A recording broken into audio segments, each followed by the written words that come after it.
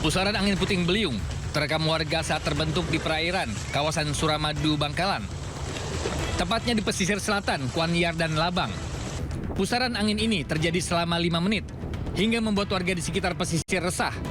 Bahkan, pemotor yang melintas jembatan Suramadu juga sempat menyaksikan fenomena ini. Menurut BPBD Kabupaten Bangkalan, fenomena ini terjadi selama peralihan musim penghujan ke kemarau yang diprediksi awal bulan Mei mendatang.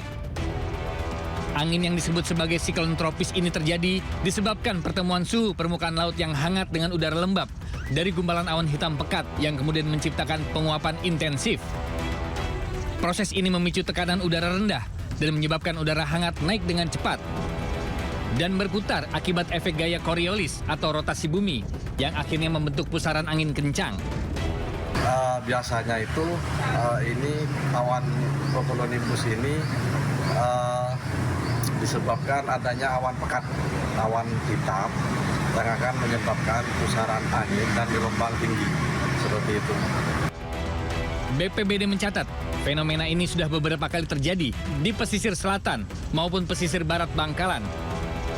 Masyarakat diimbau menghindari kawasan yang mengalami fenomena ini, termasuk nelayan agar menepi sejenak saat terjadi hal serupa. Dari Bangkalan, Jawa Timur, Taufik Syahrawi, iNews melaporkan.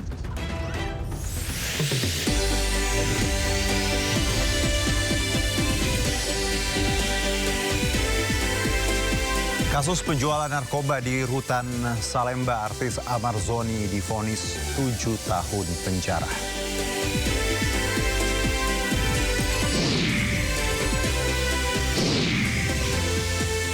Dituding langgar blokade, Iran sita 2 kapal kontainer berbendera asing di Selat Hormuz.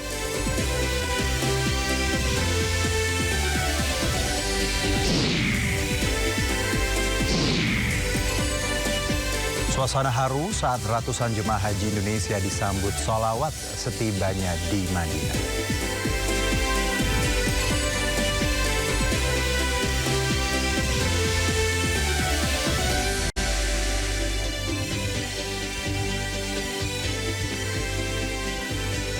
Ya, halo pemirsa. Di mana dunia menegakkan hukum humaniter, di mana dunia memastikan perlindungan terhadap sipil dan perlindungan dunia terhadap keselamatan jurnalis yang bertugas di medan perang. Karena satu lagi jurnalis gugur di medan perang. Seorang jurnalis wanita Lebanon, Amal Khalil, gugur saat berlindung di sebuah bangunan dari tentara Zionis Israel. Lantas, masihkah kita bertanya siapa yang salah di antara semua ini? Saya Herjuno Syaputra, Anda menyaksikan Sindo Sore. Tidak terima rekan perempuan mereka dianiaya, seorang penumpang ratusan ojek online di Makassar langsung mengepung rumah pelaku. Polisi yang berusaha mengevakuasi korban sampai kewalahan hingga mobil patroli ikut rusak akibat main hakim massa di lokasi.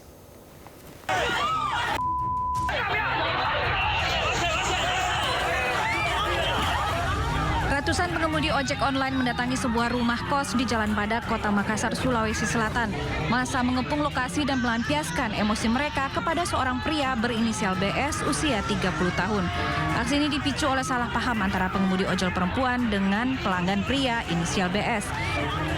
Dalam insiden itu penumpang diduga menganiaya pengemudi perempuan. Kasus ini sempat dibawa ke Polsek Mamajang untuk mediasi. Namun pada Rabu lalu terduga pelaku kembali ke rumah kosnya. Merasa tidak adil, rekan sesama pengendara ojek online menghakimi pelaku. Meski telah dievakuasi polisi, massa tetap menyerang terduga pelaku hingga membuat petugas lebam dan mobil patroli rusak. Setelah ditangani pihak berwajib, proses hukum terhadap terduga pelaku hingga kini tetap berjalan. Dari Makassar, Sulawesi Selatan, Leo Muhammad, iNews melaporkan. 2 pelajar putri di Lampung meninggal dunia usai terlibat kecelakaan dengan mobil penggiling padi di Jalan Lintas Sumatera. Korban sempat dilarikan ke rumah sakit, namun nyawanya tidak tertolong. Mobil penggilingan padi. 2 pelajar berinisial AH 15 tahun dan DC 17 tahun mengalami kecelakaan lalu lintas di Jalan Lintas Sumatera, Kecamatan Kaliandra, Lampung Selatan. Kecelakaan terjadi saat sepeda motor yang dikendarai kedua korban terlibat tabrakan dengan sebuah mobil penggiling padi yang melintas di jalur yang sama. Akibat insiden tersebut, kedua korban mengalami luka berat pada bagian kepala. . Sempat dilarikan ke rumah sakit, namun nyawa keduanya tidak tertolong. Menurut polisi, kecelakaan bermula saat mobil penggiling padi melaju dari arah Bakauheni menuju Bandar Lampung. Pada saat bersamaan, sepeda motor yang dikendarai para korban berusaha mendahului, namun karena jarak terlalu dekat, pengemudi mobil tak mampu menghindari tabrakan. Kendaraan pemotor ini berusaha mendahului kendaraan penggiling padi. Pada saat sudah mendahului, kendaraan pemotor ingin berbelok ke kiri, masuk ke dalam jalan kecil. Namun karena secara terdadak, sehingga kendaraan penggiling padi tidak sempat menjaga jarak dan tidak sempat mengerem, sehingga terjadi kecelakaan.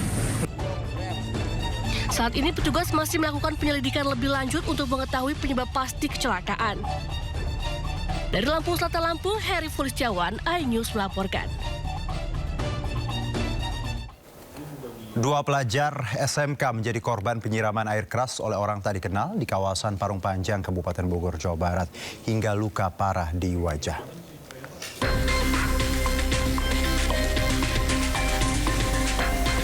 Reski Adriansa dan Daman Huri terbaring lemah di ruang perawatan rumah sakit dengan luka bakar di bagian wajah usai alami dugaan penyiraman air keras oleh orang tak dikenal di Jalan Raya Somang, Parung Panjang, Kabupaten Bogor. Keduanya terluka parah di bagian wajah hingga dirujuk ke Rumah Sakit Tangerang. Polisi melakukan olah TKP di lokasi. Hasil pemeriksaan awal, kedua korban berboncengan melintasi TKP berpapasan dengan motor pelaku. Naas, kedua korban langsung disiram cairan kimia hingga jatuh. Diduga kuat kedua pelaku merupakan siswa sekolah lain yang menjadi musuh bebuyutan antar sekolah. Diduga telah terjadi kontak fisik antara 4 orang yang saling berpapasan kendaraan roda 2 yang mengakibatkan 2 orang mengalami luka di wajah yang diduga akibat tersiram oleh cairan. Hingga kini kedua korban masih dirawat intensif di Rumah Sakit Tangerang. Sementara, kasus dugaan penyiraman air keras ini masih ditangani unit reskrim PPA Polres Bogor. Dari Kabupaten Bogor, Jawa Barat, Iwan Setiawan, iNews melaporkan. Berharap mendapat keadilan, seorang ibu histeris saat mengetahui 2 pelaku penyiraman air keras terhadap anaknya malah mendapat penangguhan penahanan dari polisi di Johar Baru, Jakarta Pusat. Polisi berkilah jika penangguhan karena kedua pelaku masih di bawah umur dan butuh perhatian orang tua. Anak saya pergi sehat-sehat, Bu. Pulang jadi begini. Siapa yang nggak sedih, Bu? Udah hancur banget hati saya. Isak tangis Riani tak terbendung saat Kasat PPA, PPO, Polres Metro Jakarta Pusat, Kompol Rita Oktavia Sinta datang ke rumahnya di Jalan Patung, Johar Baru, Jakarta Pusat. Ibu kandung Muhammad Rizky, korban penyiraman air keras ini terus menangis saat menceritakan peristiwa yang menimpa putranya. Akibat penyerangan ini, korban hanya terbaring lemah di tempat tidur dengan luka bakar di bagian wajah, leher, dan mata sebelah kiri. Saat ini, korban sudah 4 kali menjalani operasi. Tangis Riani kembali pecah saat mengetahui keputusan polisi yang mengabulkan permohonan penangguhan penahanan pada kedua pelaku, AFZ dan RS. Saya sedih, Bu. Mereka enak main di rumah gitu kan. Dan saya juga tidak butuh janji ya, Bu ya. Saya butuh kepastiannya gitu, Bu. Agar mereka secepatnya lah gitu kan dikasih hukuman gitu, Bu. Sementara itu polisi berkilah jika penangguhan ini karena kedua tersangka masih di bawah umur dan membutuhkan pengawasan orang tua. Polisi juga menjamin proses hukum keduanya yang berstatus anak berhadapan dengan hukum ABH tetap dilanjutkan. Dan berkas itu sudah kami serahkan ke kejaksaan dan kami tinggal nunggu dari kejaksaan informasi terkait P21 dan tahap. Aksi penyiraman air keras ini terjadi pada 26 Februari lalu saat korban berjalan kaki bersama temannya di Jalan Johar Baru 2. Pelaku menyiram air keras secara acak menggunakan gayung hingga korban mengalami luka bakar pada bagian wajah, leher, dan mata sebelah kiri. Dari Jakarta, Rani Sanjaya, iNews melaporkan. Pemirsa, meski polisi sempat melakukan aksi sweeping beberapa hari lalu, tawuran menggunakan senjata tajam di kawasan Petamburan, Jakarta Barat kembali pecah. Para pelaku seolah tidak takut dengan ancaman Gubernur Jakarta untuk menindak tegas pelaku tawuran yang sudah sangat meresahkan warga di kawasan itu. Sedikit rumah warga yang rusak akibat jadi sasaran lemparan batu dan petasan yang dilepaskan para pelaku. Tidak diketahui penyebab dari aksi tawuran ini, namun warga hanya bisa berharap polisi melakukan patroli agar tawuran ini tidak terus berulang. Tadi ya, kita juga bingung permasalahannya kayak apa tuh sebenarnya titik kumpul. Emang rencananya sih udah ada rencana, kita niatnya mau kumpulin lah beberapa RT sama pemuda sama bersama orang tuanya untuk cari solusi. Karena saya sih kalau terjadi tawuran gitu sebenarnya kalau terjadi apa-apa juga yang rugi kan bukan kita pengurus. Misalnya yang rugi keluarga, orang tua, dia korbannya sendiri. Sebelumnya, polisi sempat melakukan sweeping para pelaku tawuran yang bersembunyi di tempat pemakaman umum Kober Petamburan, Tanah Abang, Jakarta Pusat. Bahkan polisi sempat melepaskan tembakan peringatan untuk mencegah pelaku kabur. Hasil penyisiran ini, 3 remaja yang tengah asik nongkrong diamankan. Tawuran yang terus berulang di kawasan Petamburan pun menjadi perhatian Gubernur DKI Jakarta, Pramono Anung. Bahkan ia menegaskan untuk tidak segan-segan menindak aktor intelektual di balik tawuran. Dari Jakarta, Miftahul Gani, iNews melaporkan. Sempat viral seorang siswa putus sekolah karena harus membantu sang ayah berjualan. Kini Ihsan akhirnya bisa kembali melanjutkan pendidikannya. Diviralkan teman-temannya, Ihsan akhirnya mendapat bantuan ekonomi.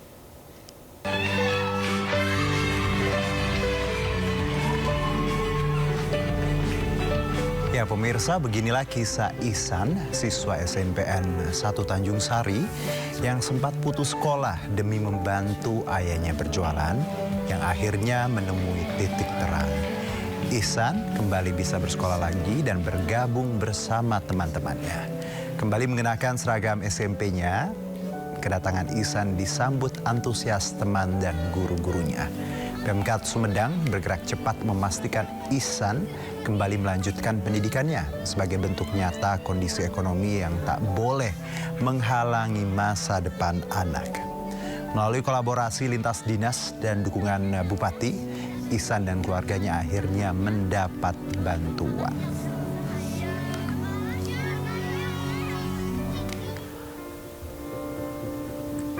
Ya, sebelumnya pemirsa, viral di media sosial video perpisahan siswa sekolah menengah pertama di Tanjung Sari memperlihatkan seorang siswa kelas 8 yang diduga terpaksa berhenti sekolah karena kondisi ekonomi keluarga.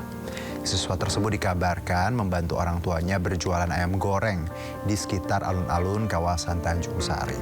Video itu diunggah melalui akun TikTok milik kelasnya, menunjukkan suasana perpisahan penuh haru di lingkungan SMP Negeri 1 Tanjung Sari. Ekspresi sedih teman dan gurunya menunjukkan empati dan kedekatan, sehingga video diunggah dengan harapan ada bantuan yang datang agar anak tersebut bisa dibantu ekonominya. Dan benar saja pemirsa, pasca viral bantuan datang dan sang anak bisa melanjutkan sekolah.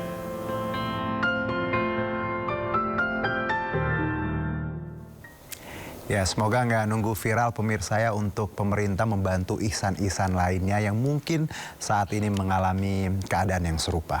Nah, kita lanjutkan pemirsa, nekat menjual ponsel hasil kejahatan pada ketua RT, 2 pelaku jambret yang menyasar seorang WNA asal Belanda di kawasan Pos Blok Pasar Baru ditangkap di kawasan Koja, Jakarta Utara. Kedua pelaku yang sempat berusaha kabur tak berkutik saat polisi datang menggerebeknya.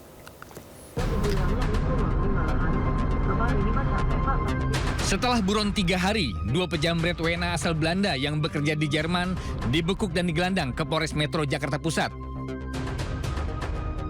Bahkan saat dibekuk, kedua pelaku F dan Y sempat mencoba kabur dari rumah mereka di Koja, Jakarta Utara. Hasil pemeriksaan, F berperan sebagai joki yang membawa motor, sementara Y bertugas sebagai eksekutor. Uniknya, hasil kejahatan malah dijual kepada seorang ketua RT sebesar 2,5 juta rupiah, di mana uangnya digunakan untuk kebutuhan sehari-hari dan narkoba. Korban tak menyangka ponsel miliknya bisa kembali dan ia pun memberikan apresiasi kepada petugas yang sudah mengamankan kedua pelaku. Korban mengaku harus kembali ke Belanda, namun sempat tertunda karena ponselnya jadi sasaran para pelaku. Jakarta sini.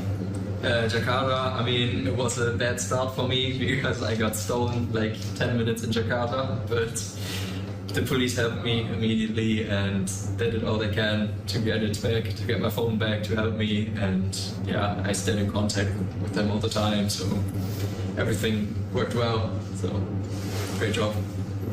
Thank you. What did you tell me?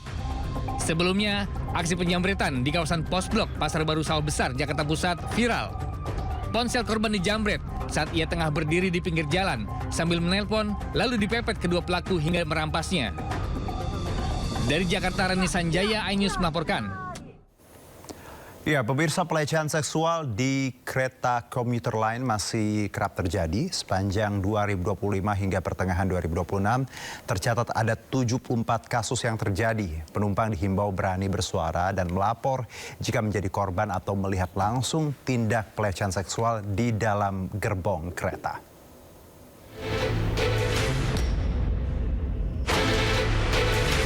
Pelecehan seksual di moda transportasi umum kereta rel listrik komuter lain kerap terjadi utamanya pada jam sibuk di mana penumpang berdesakan di dalam gerbong maupun di stasiun. Upaya KAI komuter untuk menekan angka tindak pelecehan seksual di dalam kereta terus dilakukan, salah satunya dengan menggelar sosialisasi.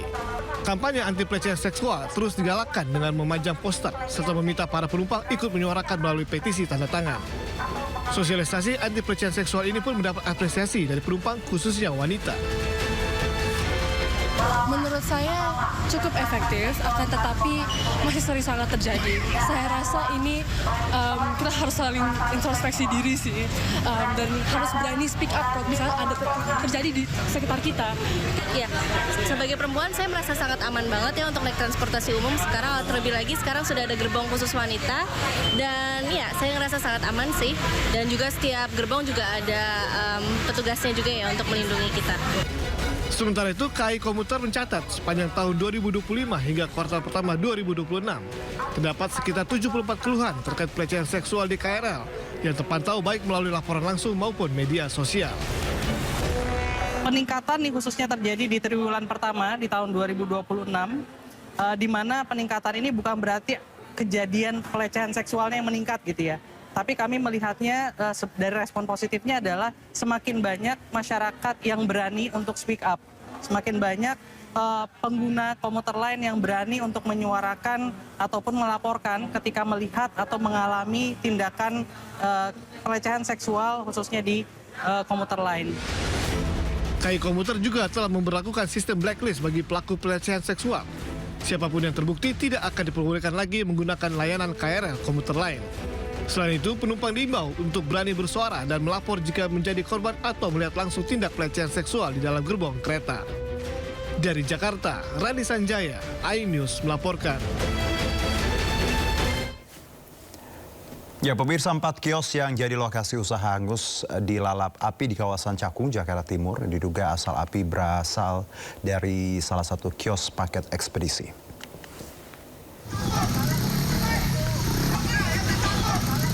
Api cepat melalap 4 bangunan tempat usaha di Jalan Raya Pulau Gebang, Cakung, Jakarta Timur dini hari tadi. Besarnya api membuat warga dan pengguna jalan yang melintas panik dan segera melapor ke Sudin Gul Karmat, Jakarta Timur. Total 65 personil dan 13 mobil damkar dikerahkan ke lokasi kebakaran. Diduga awal api muncul dari salah satu kios jasa pengiriman paket logistik. Meski tidak ada korban jiwa, namun kerugian ditaksir hingga ratusan juta rupiah. Sementara Jalan Raya Pulau Gebang sempat ditutup total selama proses pemadaman.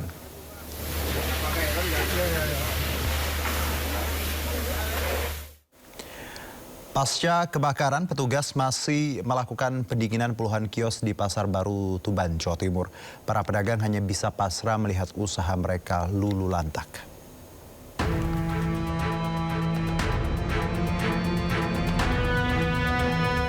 Beginilah kondisi Pasar Baru Tuban pasca dilanda kebakaran hebat yang menghanguskan sedikitnya 41 kios. Usai api berhasil dipadamkan, petugas melakukan pendinginan dan menyisir titik-titik api. Para pemilik kios mengaku kaget dan pasrah saat melihat usaha mereka ludes terbakar. Akibat peristiwa ini, Kerugian diperkirakan mencapai ratusan juta rupiah. Terbakar tuh mesin gilingan mie sama mesinnya sama barang-barangnya, tepung-tepung, alat-alat, dan ada lagi barang-barang kecil-kecil itu. Ini sudah nggak ini Pak ya? Pokoknya kebakar semua. Kebakar semua. Jualan apa? Jualan penggilingan mie, mie basah. Pak itu harapannya apa Pak? Harapannya setelah ini ya, semoga bisa diperbaiki secepatnya.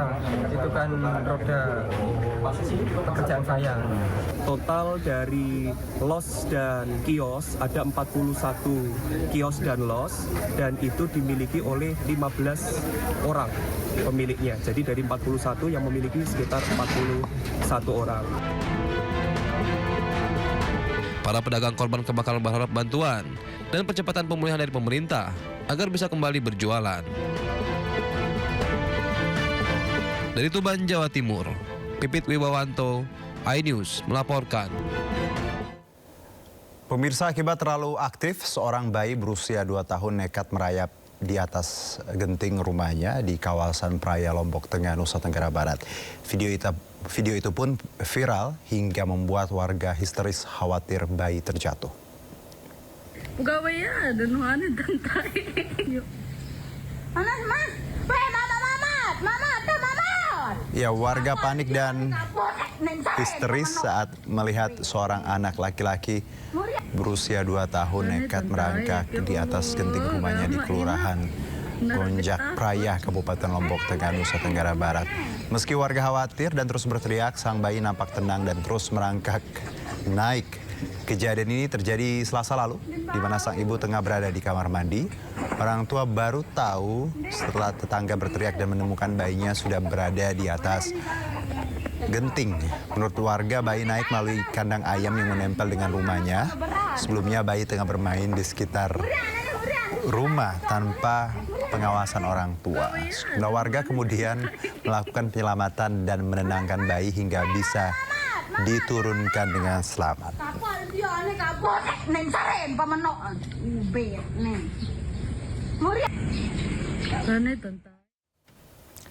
Ya pemirsa, kita ke informasi lainnya. Artis Amar Zoni divonis 7 tahun penjara atas kasus penjualan narkoba di dalam rutan Salemba. Amar Zoni juga didenda 1 miliar rupiah, terbukti menjadi perantara jual beli ganja dan sabu di rutan Salemba. Terdakwa Amar Zoni divonis pidana 7 tahun penjara dan denda 1 miliar rupiah. Vonis ini lebih rendah daripada tuntutan jaksa, yakni 9 tahun penjara. Amar Zoni diyakini jaksa bersalah dalam kasus dugaan penjualan narkoba di rutan Salemba. Amar Zoni dituntut bersama 5 terdakwa lainnya. Sebelumnya, dalam pledoi yang disampaikan, Amar Zoni mengaku hanya sebagai pemakai dan membutuhkan terapi. Diketahui perkara ini menjadi kasus narkoba keempat bagi Amar Zoni.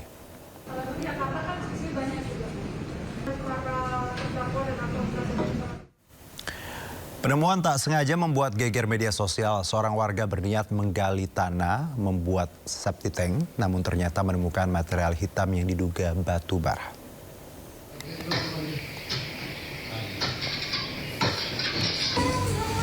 Ya pemirsa, inilah penemuan tak biasa di halaman seorang warga di Kalimantan dari akun media sosial Zara Medina. Dijelaskan awalnya ingin membuat septic tank di depan rumahnya, namun rencana sederhana itu berubah jadi momen mengejutkan setelah ia menemukan material berwarna hitam yang diduga sebagai batu bara. Unggahan ini menyebar di media sosial dan menuai reaksi oleh netizen. Biasanya batu bara identik dengan kawasan pertambangan atau wilayah yang memang memiliki potensi sumber daya alam. Namun kali ini dugaan batu bara justru muncul di lingkungan permukiman warga. Beberapa netizen malah mengomentari khawatiran nantinya malah jadi upaya penggalian di lingkungan permukiman yang sudah padat penduduk. Hingga saat ini belum ada keterangan resmi terkait video viral ini. Ini belum semeter loh. Sementara itu media sosial juga dihebohkan dengan kabar dugaan seorang pendakwa yang terlibat pelecehan seksual di mana korbannya merupakan murid didikannya. Sheikh Ahmad Al-Misri menjadi sorotan di media sosial perihal dugaan pelecehan terhadap 5 santri laki-laki. Pendakwa ini pun dilaporkan ke polisi terkait kasus dugaan pelecehan seksual.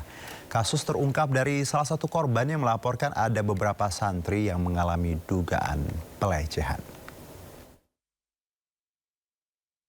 Ketika dalam satu peristiwa itu dengan mengatakan kok begini Syekh, ada 2 hal.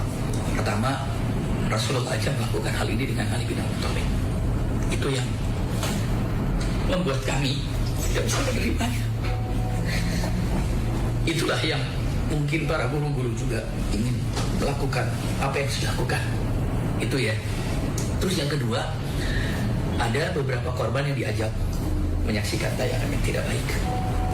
Setelah itu, kok nonton ini? Jawabannya, kalau Imam Syafi'i ada, dia juga pasti nonton ini gitu. Itu ngeri sekali, ini sama sekali tidak diterima. Ya pemirsa, namun tuduhan yang dilayangkan ke pendakwa Sheikh Ahmad Al-Misri dibantah dalam klarifikasi. Tuduhan ini dianggap belum menunjukkan bukti yang membenarkan adanya pelecehan seksual terhadap 5 santri tersebut.